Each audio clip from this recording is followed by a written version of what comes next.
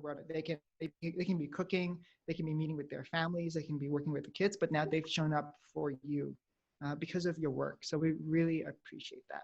Let's get started with the webinar. Is that okay?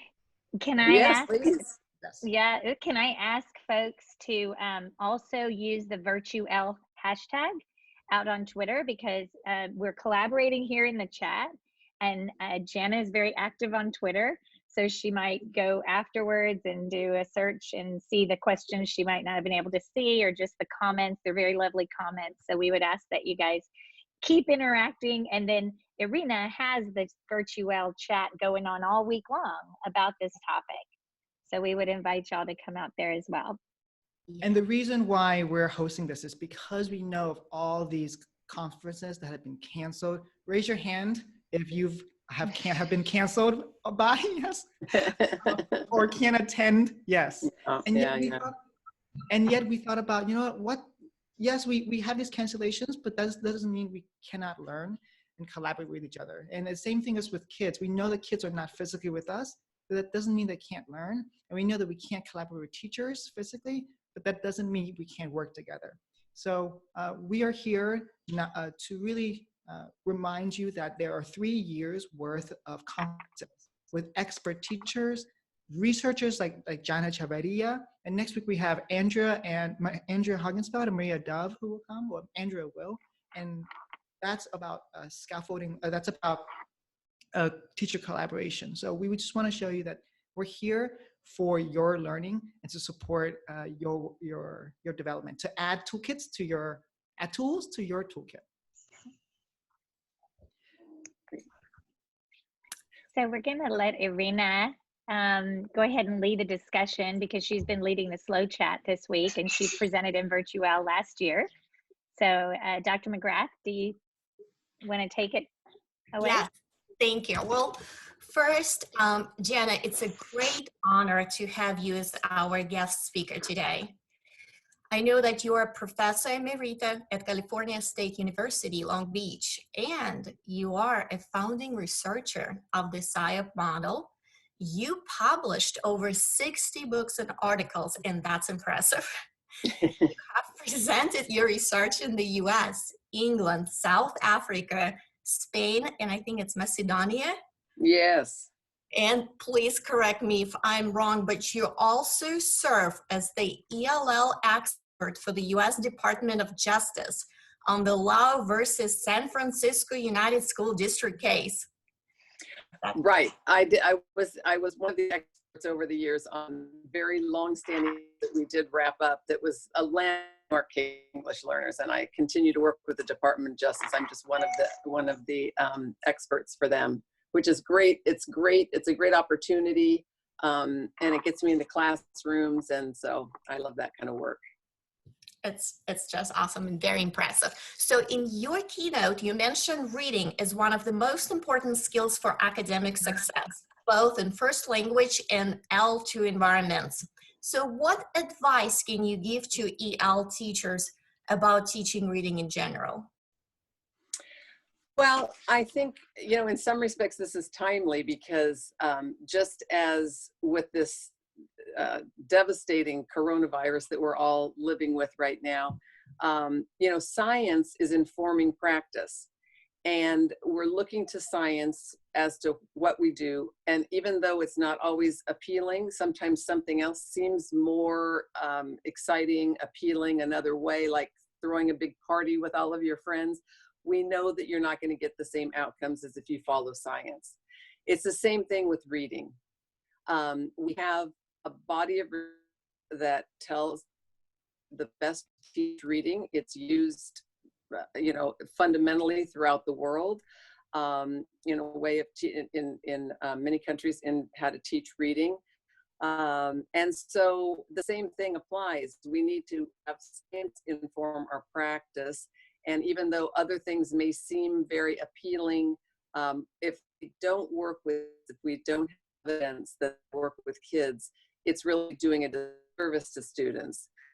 So I would just say, follow the science. What do we know? Well, we know that in particular, we have to teach educational skills.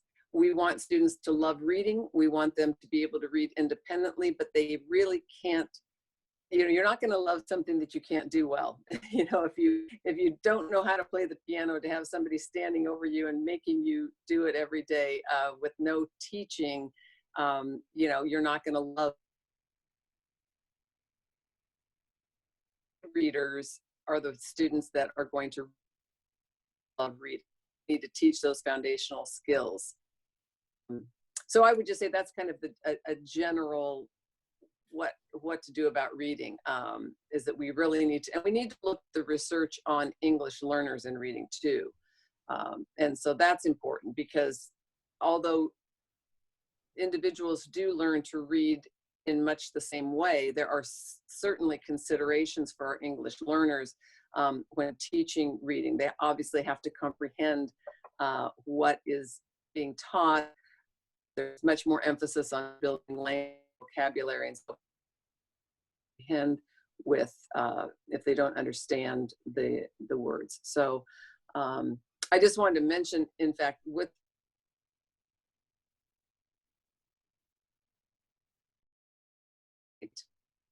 Elsa Cardenas-Hagen, Elsa on Twitter, they're advertising that quite a bit on Twitter. So she's going to address reading and English learners, or literacy and English learners. Thank you. That's great. What I know you mentioned a little bit independent reading. So what are some considerations for introducing and implementing independent reading in the classroom? Well, you know, first of all, a lot of people are asking about the webinar. I'll post it on our hashtag VirtuEL, our website. I'll post that as soon as we're done here, so people will know about that, the webinar tomorrow. Independent reading, you know, that's a tough one, because I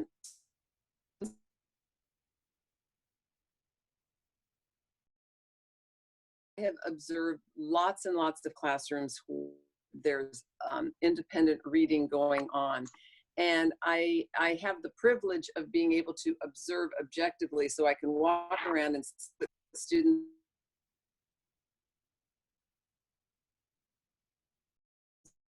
do behavior, whereas teachers are in a position where they're busy teaching and you know, running the classroom.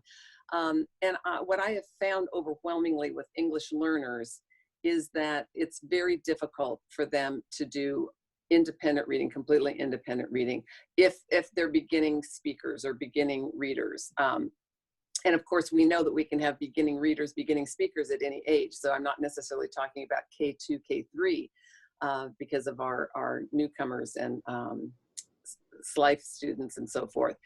But I would say, rather than spending time with independent reading, our English learners might benefit more from partner reading, from something that we talk about in our SIOP book, read aloud,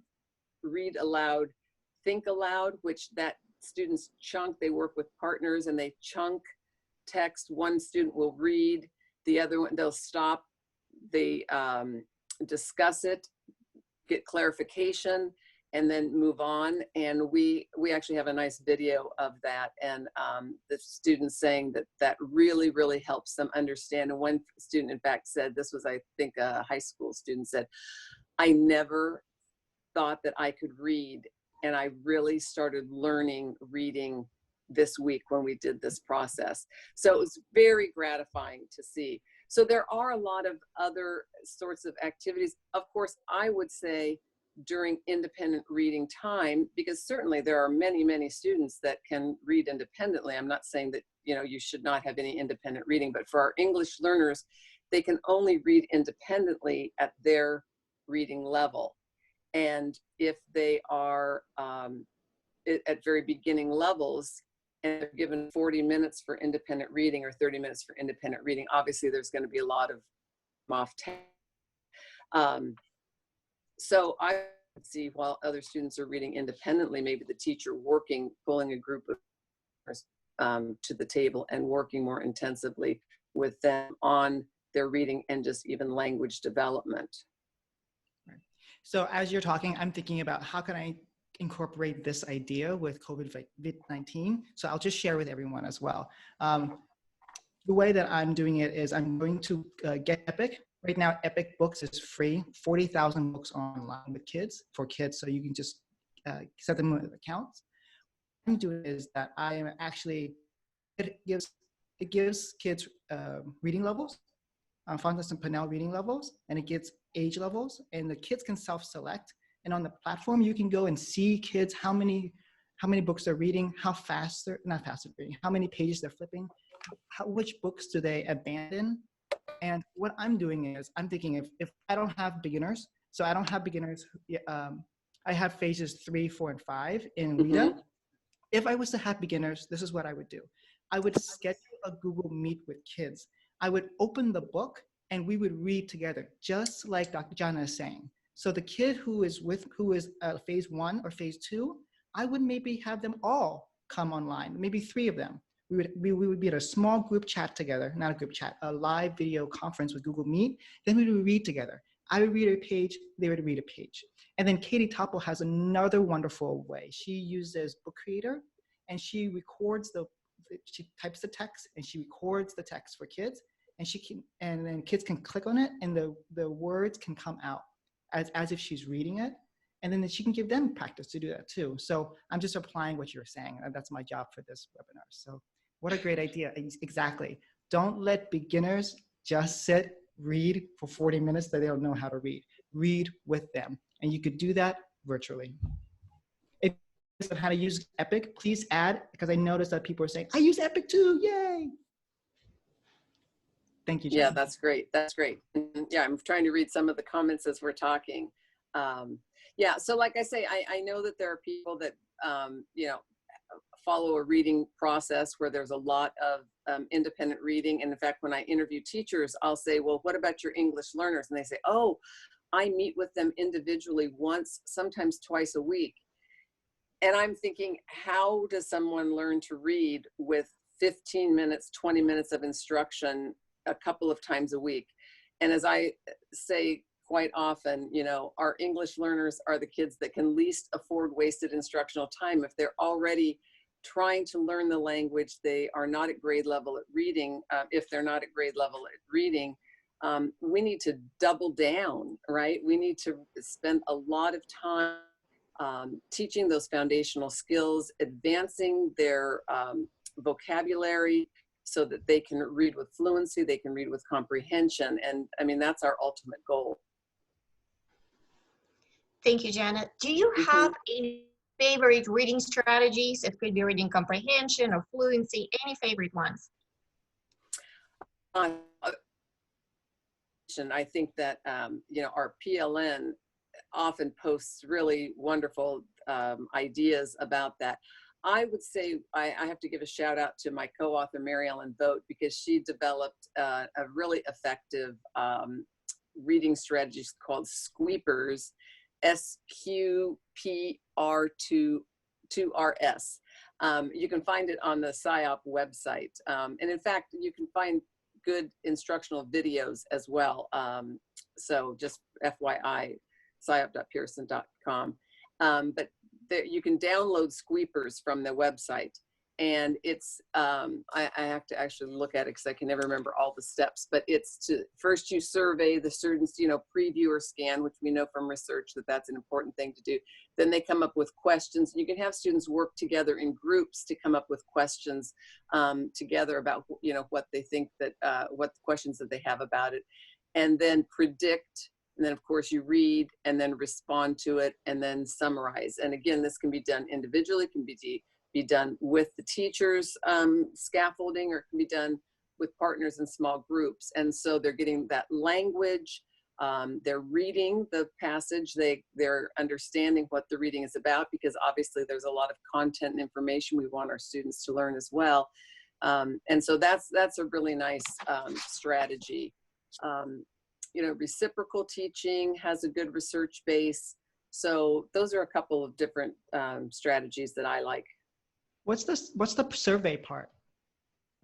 With the, oh, on the survey, well, that's when you have the students, you just have them really preview, take just about 1 minute to, instead of survey, it's like, I guess it'd be survey, you know, like survey, like as if you're like scan. Yes. Yeah.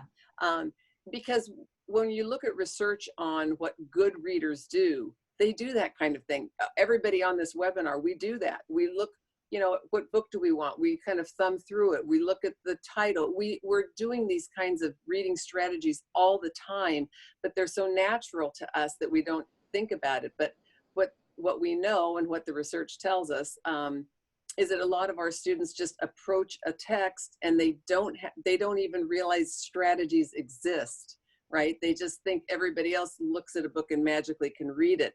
And we know that good readers do use a lot of strategies. So as you were talking about script, I've never heard about that strategy, but what a great strategy to teach in person. But now we're going to have to do it online. Yes. And when you do it online, you can do that. I'm literally imagining screen sharing a document that I'm going to read with kids, my highest need kids. And then I'm going to scroll and ask them to, hey, look at this article. What do you think this is going to be about? And then I can go through all the steps. I love that acronym because you're really structuring basically a reading lesson for us. Right. And I think Allison Newton just put up on the chat the link for that, because there are little posters, so you can download the posters and so the kids can actually see what the steps are. And, you know, ideally with all of instruction, we want for students to internalize these things and use them themselves. So once they really learn the strategies, you know, hopefully that's what they will do, and generalize them into other subject areas and any time that they're reading. Thank you. Mm-hmm. Thank you. Excellent. So in your keynote, Jana, you highlighted several important facts about vocabulary instruction. For example, students need to know between 95 to 98% of words to comprehend text. And they need at least 20 or more encounters with the word before it becomes a part of their learned vocabulary. So could you please share a few vocabulary strategies or activities that would yield high success in an ELL classroom? Maybe those are your favorite strategies or something that you found to be very successful or just successful in the classroom. Okay, sure. One thing, again, I just have to direct listeners back to our PLN, because there are some really good sort of what I'll talk about. You see them in practice with kiddos posted on Twitter. And so that I love that about our PLN, because they have such great ideas that have been working well for them in the classroom. But one thing I would say is that one sort of vocabulary approach is word generation. We talk about this in our Making Content Comprehensible book. And because there are lots of great vocabulary there and fun things to do with kids, but we have to remember that we're going to get the most bang for the buck when we teach students words and word parts, so that they're really learning about how the language works. So we're not just going to teach word by word. Sometimes we have to, because if we're reading a story or a text, there's certain academic vocabulary they need to know. But in general, we want to teach them how to generate more words from that. So with word generation, you teach students the word part. So for example, port. So you can teach them all of the words: report, import, export, important. And then they learn that the root port means to carry. And then they can start kind of conceptualizing what words mean, like report, to carry information. You know, you're carrying information to somebody in a report. You're exporting something, you're importing. And they can start beginning to make sense of the English language. And of course, the same is true for Spanish. The cognates and word parts is true for most languages. But with English, they'll start seeing that prefix and that suffix and how that changes words. So yes, we want to teach the word that is necessary for the lesson, but if we can do it with word generation, where we study those word parts, brainstorm other words, and then they're going to also learn the specific vocabulary words that they need. Let me add on to that strategy. I'm thinking about how do we do this for COVID-19 and also our home language users, our multilinguals. We can say, as they come onto our Google Meets or our Zoom, we show them the prefix that we're going to be teaching, the word for. But we say, hey, I bet you have this in your language.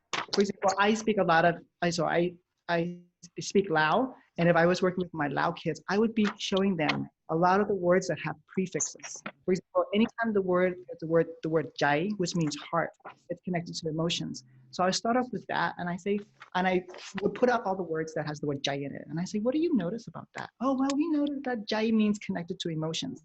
Just like you have the word jai in emotions, we have jai is called a prefix, and that is we're going to learn about prefixes today. And prefixes really help us create words and understand words. So that's what I would do. And so thinking about pulling kids' home languages into the strategy. And Allison, Sawaidi. And I love that. I mean, I think what we're really ultimately looking at is word consciousness. We want kids to be conscious of words, how they work, how if you learn this word, it can be used in this other context or word parts and so forth. Just to mention another strategy that is concept definition maps, which a lot of people are familiar with, and we have examples of that too. That if you're talking about a concept such as like revolution, so you make it in a very graphic way. So you have this map with definition. What is it? What's the opposite of it? So you're looking at like, what are some examples? So you develop this graphic so that they get the concept, but they're also developing a lot of other language at the same time. So again, the idea is just instead of word by word trying to make up all the language that they don't have yet, we want to really capitalize on expanding their consciousness and using strategies that are going to multiply their knowledge. That's a really great point. You're really talking about saying, this is the one activity we're going to do right now. It's vocabulary. But in vocabulary, we're listening, speaking, writing, and reading all of it. So it's really connected. So this is how we talk about how content teachers can use their content-specific words and yet give kids opportunities to read, speak, listen, and write. As you were saying, it's yes, vocabulary strategy, but it's really, we're giving kids richness of opportunities to use their language. So that's what I got out of that. I'm like, yes. Thank you. Concept definition map made me think of years ago when I first moved to the United States. I was a high school teacher. I taught Russian and French, and I didn't really know a lot of English. So I used concept definition map to learn English words. I just didn't know it was called that way. Yeah, that's interesting. And see, that's the point that I made earlier. Good learners strategies. You don't even know sometimes that you're using them, but many of our English aren't aware by doing this that they're learning. They're going to eventually increase their learning. So that's fantastic. That's actually one of the concepts, the key concepts, components of strategies. When people, Yes. do you want me to talk about it? Do you want to talk about it? Go right ahead. Initially, I thought, oh, strategies are just strategies to help kids. And Saab was like, no. Strategies are thinking about the metacognitive. Hey, you're learning this language. How are you learning that language? What skills can you use to transfer here in science that will just like this class, that will to my class? What strategies are you using to learn language? And that's what the strategies component is about in SIOP. That's what I Yeah. got. We try to distinguish, but it's a losing battle. We try to say techniques, like a lot of what teachers do are techniques to teaching techniques, and strategies are learner strategies, those Yes. metacognitive and cognitive strategies. But like I say, it's a losing battle. We've been trying to do that for years, but it's just easy just to say, oh, I have this really great strategy, and it's really a technique or an idea or an activity, but it's too common. It's too common of a term for us to try to change.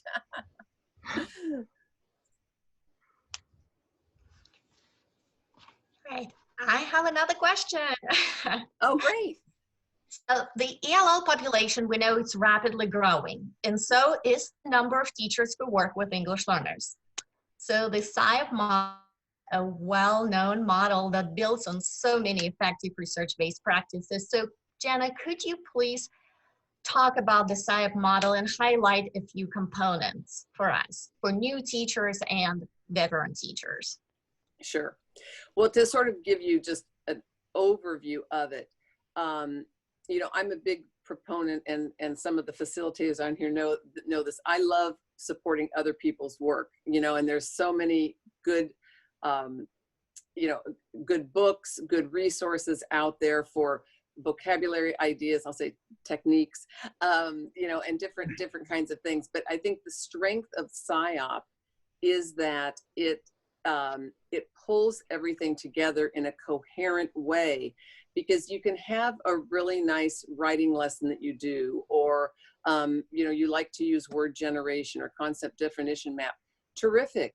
There are so many great ideas out there, but SIOP is going to pull it all together in a way of lesson planning that ensures academic achievement for students. Because yes, a student may learn some vocabulary words and increase their vocabulary by using concept definition map.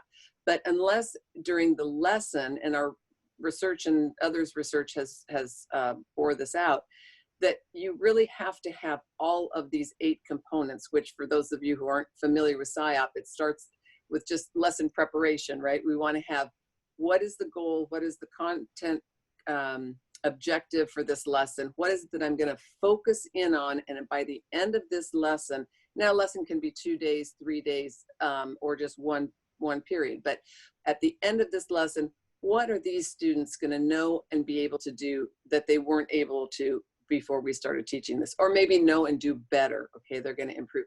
So we want to make sure, especially for our English learners, that we're very clear in our own minds as teachers that what am I going to teach? And then we also are we're the people that popularize the idea of language objectives. Now it's commonly used, and so we're quite proud of that contribution. But language objectives is, what is the language that's needed to be successful in this lesson? So sometimes people say the content objective is the what and the language objective is the how, but we disagree with that a little bit, in that the language objective is also the what, in that what language is going to be needed. So let's look at this lesson, and what do these students need to be able to do, you know, what vocabulary, maybe what kind of grammatical form do they need to really be able to talk in the past tense, if that's what this lesson calls for, and so forth. So that's just making sure they have a good lesson. And then all of the other components of the SIOP, there are 8 altogether. All the others really kind of support the lesson preparation. So that's building background, tap into what the students know, what cultural aspects they can bring in. How does your family do this? Where have you learned this or that? And also just academically, where are some of those gaps that we need to fill in their background? Then let's be comprehensible in the way that we deliver instruction. For beginning speakers, I need to enunciate, maybe slow down my speech. I'm not going to speak that way with a more advanced speaker, but we want to be cognizant of using gestures. We're talking about 3 things, So there's all kinds of ways to make content comprehensible, use the comprehensible input. And then we've talked about strategies. So again, to teach a strategy, you have to be comprehensible. So that's how all of these, interconnect. Do you want to tap into the kids' background? What strategies do they know? And then interaction is another component, and that is simply having students practicing that language, grappling with ideas, you know, working on projects together, but really developing language.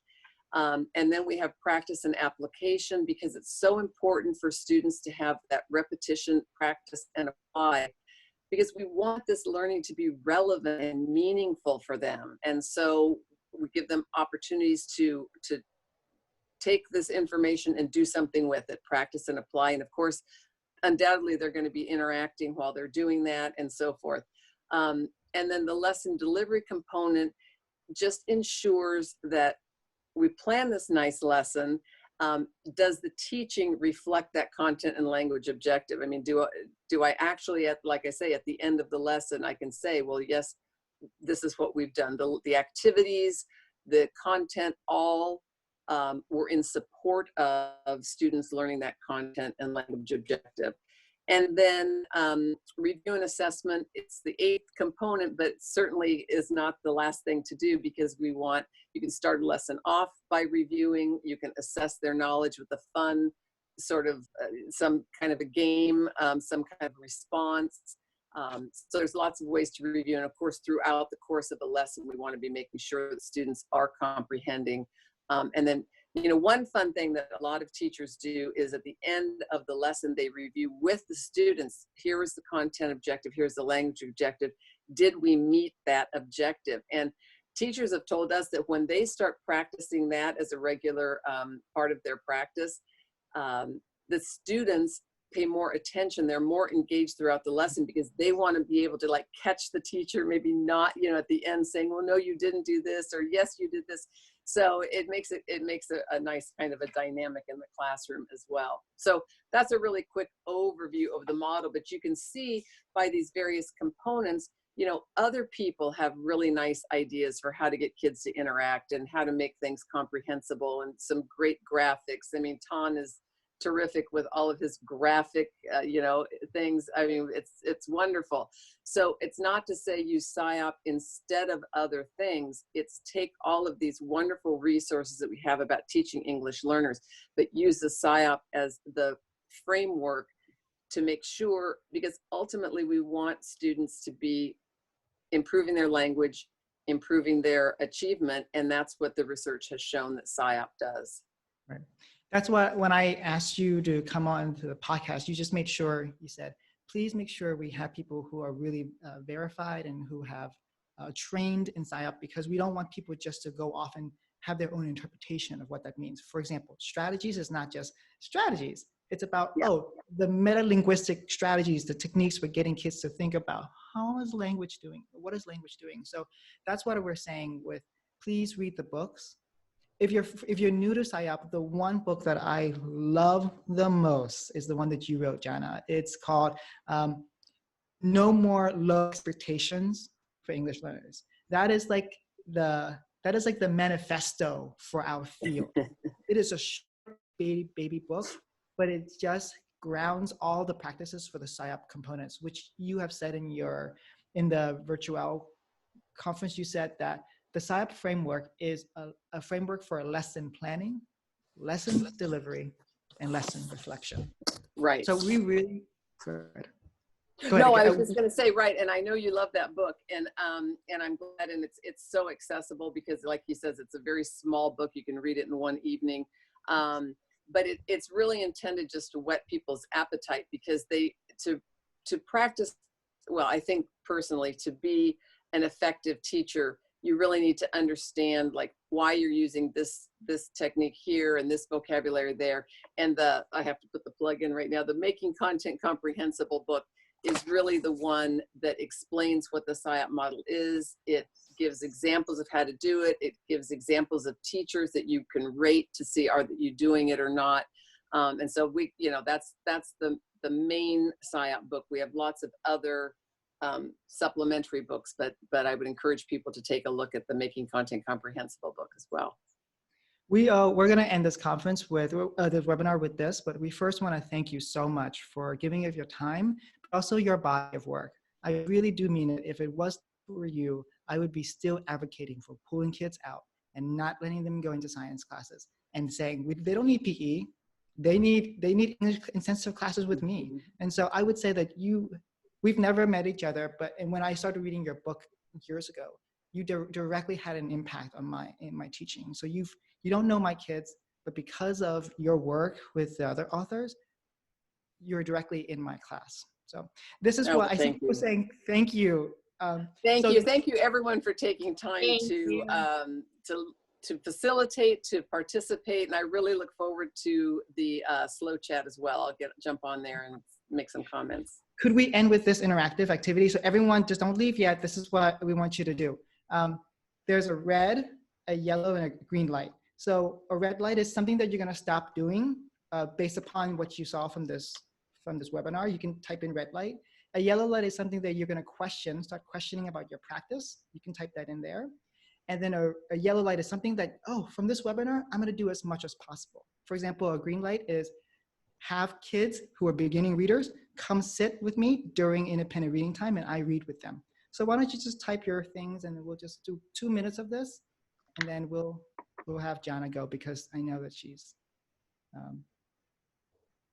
we want to give you your evening because you've been so gracious. Thank you. Yeah, I'm loving this. Thank you for making these comments. It's nice. And even if people can just think of a red light one or just think of a green light one, we're loving seeing these go across. So, and we will be able to download this chat if I can. I'm trying to get so up to speed on Zoom, like everybody else in the world, like everybody, right? But I hear that it's very easy to download the chat. I think we did that last week. And so we'll be posting this video. It's very gracious of you, Jana, to join us. And we love that you refer to the PLN. We are also honored that you're in our professional learning network with us. Yes. Well, it really feeds me because I love seeing what people are doing, and really, I think one of the questions was going to be what has been something memorable for me when I do observations in schools, and it's the same with our PLN. The dedication, commitment of teachers is something that it just keeps me passionate about what we're doing, and all of you that have been involved in this, I'm talking about you because I so enjoy seeing your work, hearing about what you're doing, seeing your posts on Twitter. So we've got a terrific PLN. Yes, well, that's because we stand on your research. We stand on your shoulders. We are better because of you. So we won't hold you anymore. There are lots of yellow and green lights here. A lot of people are saying SQP2RS. So thank you for sharing that. Oh, good. Yeah. Good. People are really loving that. And there's a link. Allison's from SIOP and Pearson. So Allison, thank you for being there and giving us the resources. Jana, thank you. So we wish you health in this time of concern. Same to everyone. Dr. McGrath, we can't thank you enough for running this webinar, coming up with the questions, and doing the slow chat all week. I do want to remind everyone that we're going to be talking about these things that Jana brought up for the rest of the week. So we have an opportunity to interact more over there, a little bit easier together. But this was a real treat and a real thrill for us. So thank you. I have to shout out to Irena too, because she held my hand through preparing for this and sent me the questions and all that. So thank you so much. I do appreciate it. Team awesome. Team awesome. Bye, everybody. Say thank you. Thank you. Take care. Bye, Be well. everybody.